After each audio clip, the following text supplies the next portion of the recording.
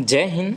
नमस्कार। आप सभी का एक बार फिर से हमारे YouTube चैनल में स्वागत है। आज के इस वीडियो में हम छत्तीसगढ़ जीएस के प्रश्नों को हल करेंगे जो कि CGPSC द्वारा प्रीवियस ईयर में पूछे गए हैं। हम जो आज का ये क्वेश्चन हल करेंगे ये 2019 में CGPSC द्वारा पूछे गए प्रश्न हैं और सारे प्रश्नों का चलते हैं हम हल स्टार्ट करते हैं। और सबसे पहला ही प्रश्न आपके स्क्रीन पर शो हो चुके हैं और ये प्रश्न है, बस्तर का खूनी इतिहास के लेखक कौन थे? तो इसका सही आंसर क्या है? इसका सही आंसर आप कमेंट करेंगे। जैसे कि 101 प्रश्न क्रमांक है तो 101 लिखकर जो भी सही है A या B या C उसको आप कमेंट करेंगे। बहुत सारे दोस्तों द्वारा कमेंट किया गया है। हमने पिछले वीडियो में कहा था कि आप कमेंट करिए, तो उन्होंने मंगल एक नाम का व्यक्ति था, उन्होंने सबसे ज़्यादा बार कमेंट किया है, उनका दिल से धन्यवाद। चलते हैं इसका सही आंसर क्या है वो हम यहाँ पर आपको बता देते हैं। इसका सही आंसर है केदार ठाकुर। बस्तर का खूनी इतिहास के लेखक कौन है? तो केदार ठाकुर है। इसके बाद दूसरा प्रश्न भी आपके स्क्रीन पर शो हो चुके हैं और ये प्रश्न जुड़ा हुआ है, रुद्र भैरव की अष्टभुजी विशाल प्रतिमा जिसके अंग जीव जंतुओं की आकृति से बने हैं किस स्थान से प्राप्त हुई है? तो इसे हम रुद्र शिव का एक मंदिर है जिसे रुद्र भैरव कहते हैं। ये एक शिव मंदिर है, ये भी आप याद रखें। और ये है बिलासपुर के ताला में है। इसका सही आंसर क्या है?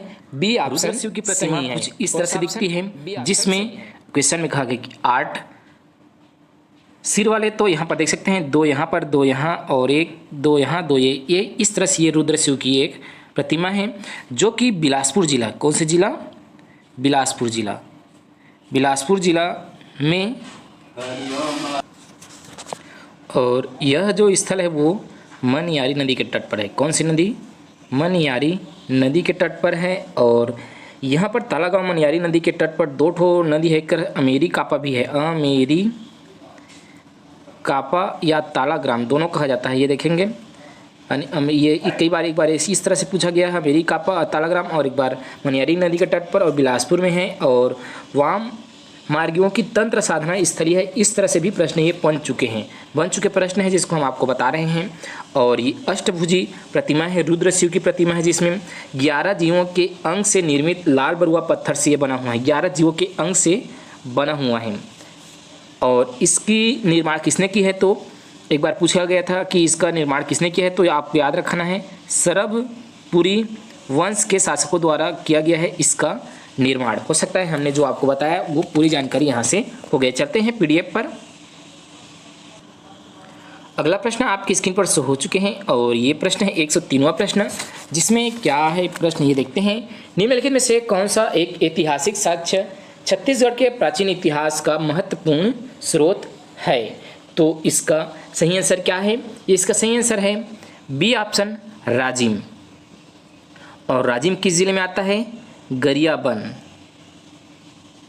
राजिम गरियाबंद जिले में आता है, जहाँ पर राजीव लोचन का मंदिर है जो कि एक विष्णु मंदिर है। कौन सा मंदिर है?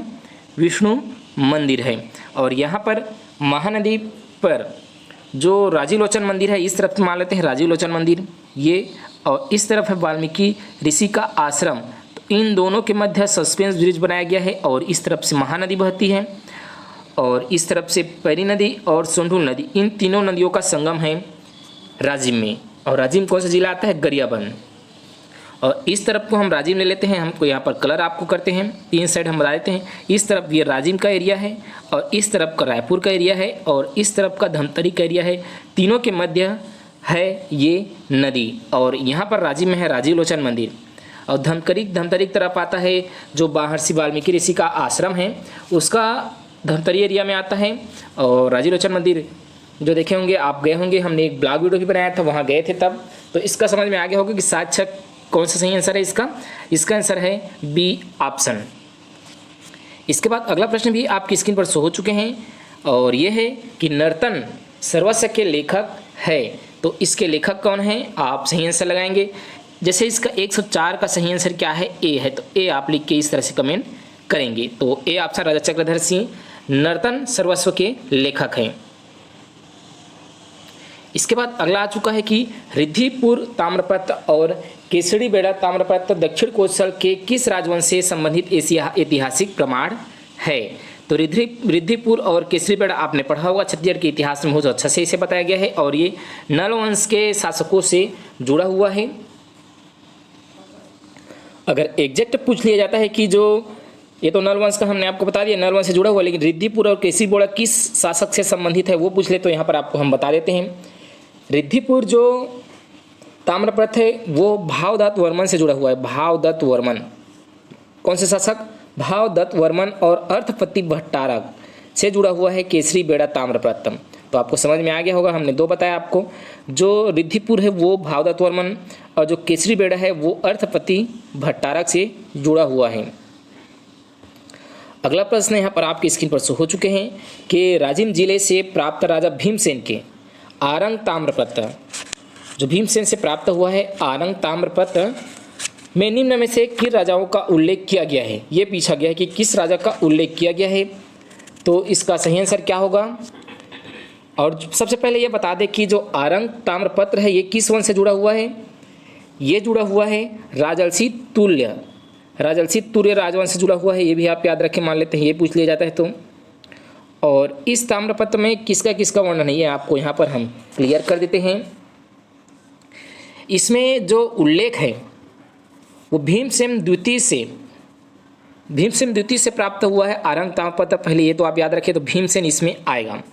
और सूर दयित वर्मा इन सभी का उल्लेख है इसमें। तो उपरोक्त सभी इस क्वेश्चन का सही आंसर है। तो राजर्षि तुल्य वंशों की राजधानी हुआ करता है आरंग। सबसे पहले आपको बता दें, राजर्षि जो वंश थे उसकी राजधानी हुआ करता है आरंग। और आरंग किस जिले के तहत आता है? आरंग आता है रायपुर जिले के तहत। कौन सा जिला हमने बताया आपको? रायपुर जिला। तो इसमें आपको कोई डाउट नहीं रखना है।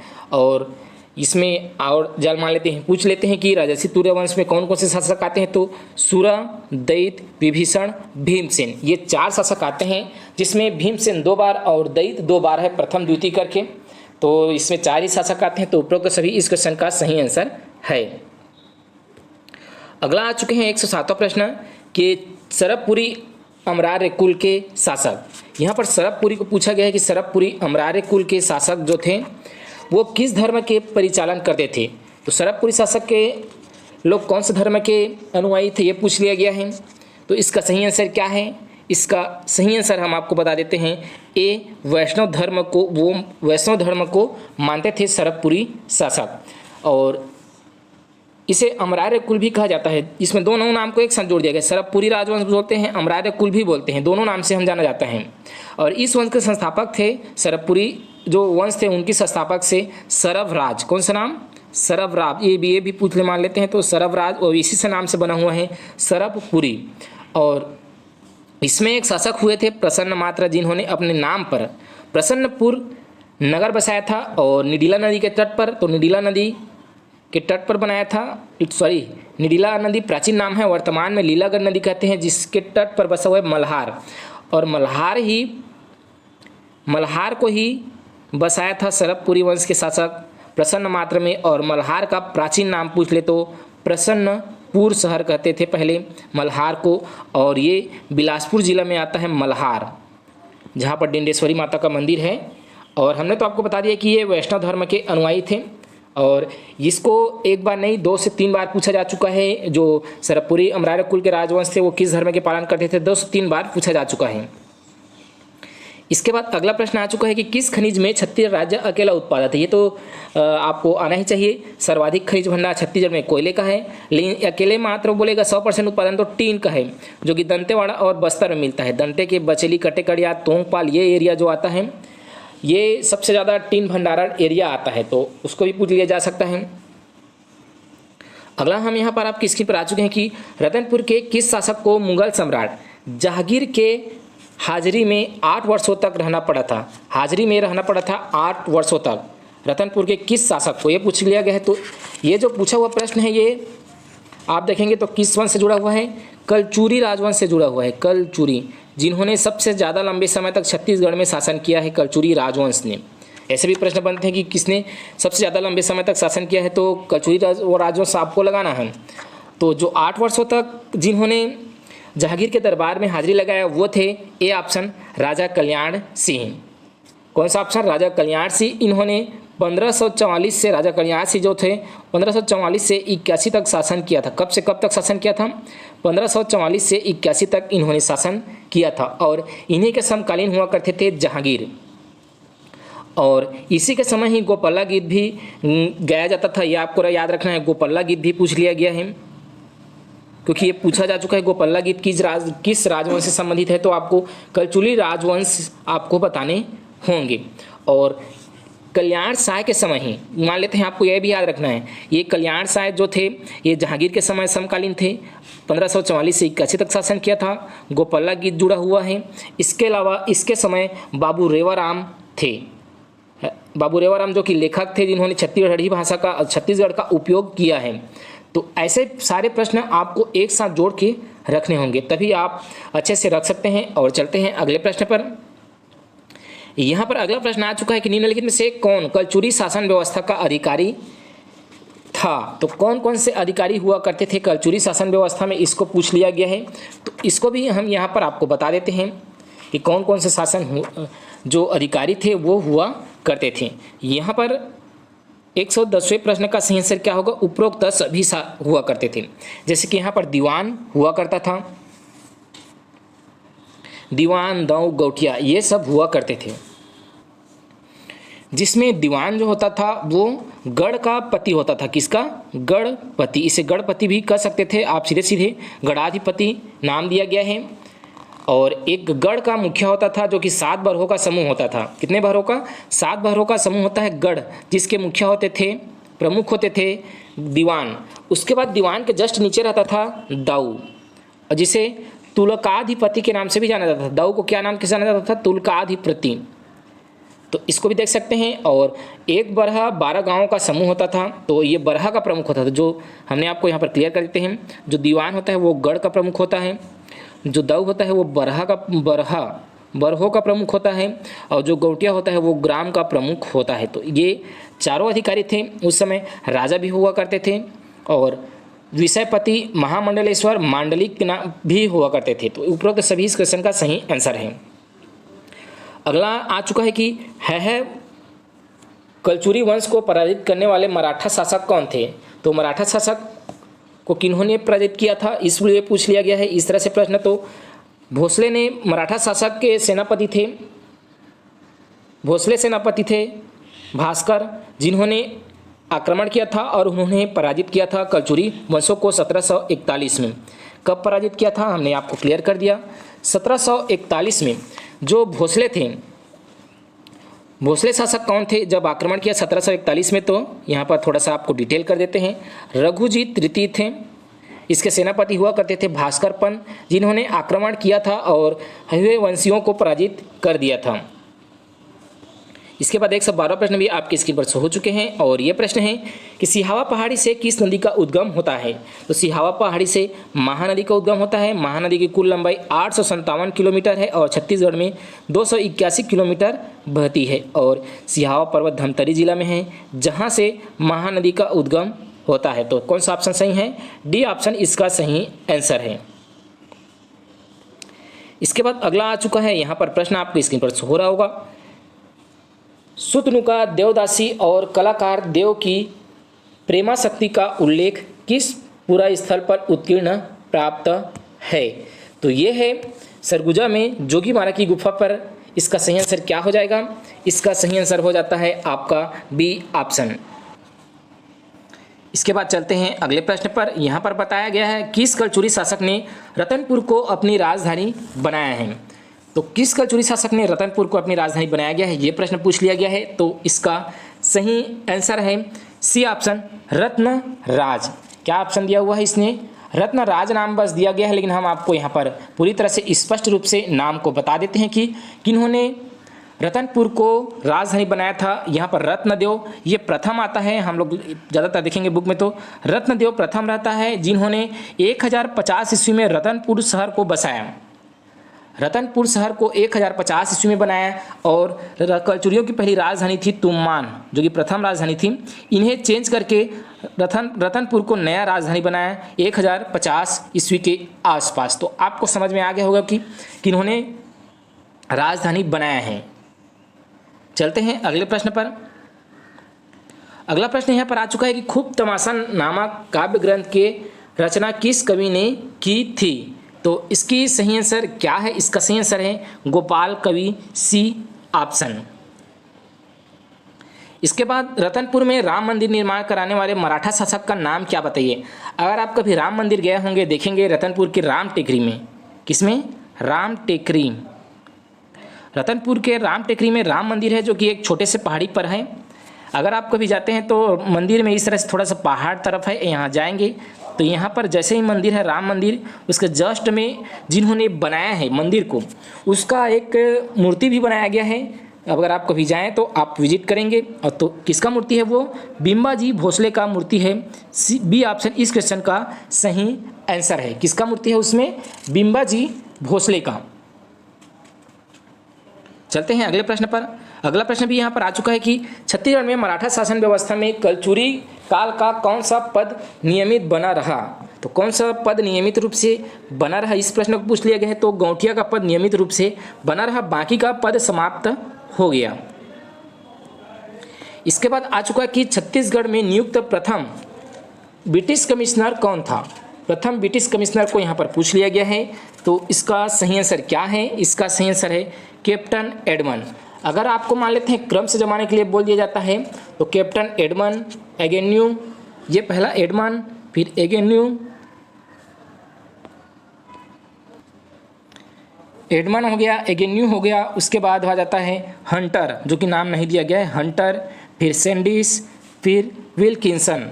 ये 4-5 जो आते हैं, इन्होंने ब्रिटिश अधीक्षक के रूप में शासन किया था। लगभग 1818 ईस्वी से इन्होंने 1830 तक शासन किया था। ब्रिटिश शासन के अधीन मराठा शासन था ये। उसके बाद अगला प्रश्न कि क्रांतिकारी हनुमान सिंह ने किस ब्रिटिश अधिकारी की हत्या किया था। तो किस ब्रिटिश अधिकारी की हत्या किया था, इसको पूछा गया है। तो इसका सही आंसर है सी ऑप्शन, सिडवेल की हत्या किया था हनुमान सिंह ने। इसके बाद अगला प्रश्न है कि छत्तीसगढ़ की ऐतिहासिक बीएनसी मिल मजदूर हड़ताल के लोकप्रिय नेता कौन थे। तो लोकप्रिय नेता कौन थे, इसका सही आंसर है ठाकुर प्यारेलाल। बीएनसी मिल, और ये बीएनसी मिल कहाँ पर है? तो राजनांदगांव में है। और राजनांदगांव में ही आंदोलन हुआ था, जिसका नेतृत्व ठाकुर प्यारेलाल सिंह ने किया था। बीएनसी मजदूर हड़ताल 2 बार हुआ था। और कब कब हुआ था ये आपको बता देते हैं। जैसे कि बीएनसी मिल मजदूर हड़ताल पहला 1920 में हुआ था, दूसरा 3 बार हुआ था। दूसरा हुआ था 1924 में, और तीसरा कब हुआ था? तो तीसरा 1937 में हुआ था। और तीनों का नेतृत्व ठाकुर प्यारेलाल सिंह द्वारा ही किया गया था। यहाँ पर एक बार पूछ लिया गया था कि 1920 में जो आंदोलन हुआ था वो कितना दिन चला था। तो आपको याद रखना है 36 दिन चला था, और राजनांदगांव में ये हुआ था। जबकि बाकी जो आंदोलन हुए थे वो 1924 में हुए थे और 1937 में हुआ था। 3 बार अगर पूछ रहे कभी कि कितने बार आंदोलन हुआ है, तो 3 बार हुआ है। तीनों बार ही ठाकुर प्यारेलाल जी ने नेतृत्व किया है। और अगला क्वेश्चन है कि छत्तीसगढ़ औद्योगिक पुरस्कार योजना कब प्रारंभ हुई है। तो इसका सही आंसर है बी ऑप्शन, 2009 में छत्तीसगढ़ औद्योगिक पुरस्कार योजना प्रारंभ हुआ है। इसके बाद अगला प्रश्न भी यहाँ पर शो हो चुके हैं कि गोमर्दा वन्यजीव अभ्यारण्य किस जिले में है। तो ये है डी ऑप्शन, रायगढ़ जिले में है गोमर्दा वन्यजीव अभ्यारण्य। इसके बाद अगला प्रश्न भी आ चुका है कि छत्तीसगढ़ी भाषा में लिखा गया प्रथम उपन्यास हीरू के कहानी के लेखक कौन है। तो इसका सही आंसर है बी ऑप्शन, बंशीधर पांडे। इस प्रश्न को दोबारा एक बार पढ़ते हैं कि छत्तीसगढ़ में हरिजन उद्धार के लिए किस नेता की महात्मा गांधी ने प्रशंसा कर उन्हें अपना गुरु कहा था। इसका सही आंसर है बी ऑप्शन, पंडित सुंदरलाल शर्मा। ये जो आंदोलन हुआ था ये 1925 में हुआ था और राजिम में हुआ था। सबसे पहले तो ये देखिए याद रखिए, राजिम में हुआ था हरिजन उद्धार कार्यक्रम, और इसी बीच कहा था उन्होंने। अगला प्रश्न यहाँ पर आपकी स्क्रीन पर शो हो चुके हैं। और छत्तीसगढ़ सिन्हा साहित्य संस्थान रायपुर का अध्यक्ष निम्न में से कौन है? ये करेंट अफेयर के प्रश्न है, 2019 में पूछा गया था और इस समय जब क्वेश्चन पूछा गया तो इसका सही आंसर था मुरलीधर मखीजा। तो हमने 25 प्रश्नों को हल किए हैं और इसमें 50 प्रश्न पूछे गए हैं। अगले पार्ट को हम अगले वीडियो में देखेंगे, जो कि यहाँ पर आपको आई बटन पर मिल जाएगा या इन लिस्टिंग में यहाँ पर या प्ले लिस्ट नीचे हमने दिया हुआ डिस्क्रिप्शन बॉक्स में, जहाँ पर आप जाकर यहाँ पर प्ले लिस्ट भी आ रहा होगा सारे छत्तीसगढ़ी के जो एक बार फिर से इन सारे भाइयों ने फीडबैक दिया है तो उनका दिल से धन्यवाद। यहाँ पर हरिशंकर कश्यप जी ने कमेंट किए क्वेश्चन का आंसर, और मंगल साई ने सबसे ज़्यादा बार कमेंट किया है इन्होंने, और इनका दिल से बहुत बहुत धन्यवाद कि इन्होंने बहुत ज़्यादा बार कमेंट किए हैं हमारे यूट्यूब चैनल के वीडियो पर। इसी तरह से इन्होंने देख सकते हैं ग्रीस वर्मा जी ने कमेंट किए थैंक्स सर, और हरिशंकर कश्यप ने वेरी गुड सर करके कमेंट किए हैं। और अगला में देखते हैं इसी तरह से, और यहाँ पर मंगल साई द्वारा देख सकते हैं बहुत सारा कमेंट किए गए हैं उनका, और हरिशंकर कश्यप इन्होंने बहुत सारा कमेंट किया है और इन्होंने वीडियो का एनालिसिस किया, उन्हें दिल से धन्यवाद। और यहाँ पर आशीष साहू ने फिर से एक बार कमेंट किया कि सीजी पुलिस की वैकेंसी कब आएगी, देख सकते हैं तो इसके बारे में जल्द ही अपडेट आपको मिल जाएगी। यहाँ पर रोशन वर्मा जी ने कमेंट किया कि सर मिल सका जल्द ही हो सकता है हम आपके लिए लाएँ। और यहाँ पर तिरीट पटेल ने भी कमेंट किया कि 9 बड़ा राज्य तो हो सकता है वो जम्मू कश्मीर के बाद चेंज हो जाए, लेकिन 10वां आंसर लिया जा रहा था इसलिए हमने आपको बताया। इसके बाद आगे और कमेंट किए देख सकते हैं यहाँ पर राम सोनवानी ने कमेंट किया बहुत सुंदर सर, अभी का वीडियो बनाओ सर, करेंट अफेयर का ये बोल रहे हैं तो इसका भी हम देखेंगे। इसके बाद निक्कू साहू और जगन्नाथ जगत और कमलेश कुमार देवांगन डी राजा इन सब ने कमेंट किया है, इनका भी दिल से धन्यवाद। इसके अलावा यहाँ पर और कमेंट आए हैं तो कुछ देख सकते हैं बहुत सारे कमेंट आ चुके हैं, तो सभी का बहुत ही दिल से धन्यवाद। आगे भी इसी तरह से आप कमेंट करते रहें और हमारे वीडियो को सपोर्ट करते रहें। जय हिंद, मिलेंगे अगले वीडियो पर।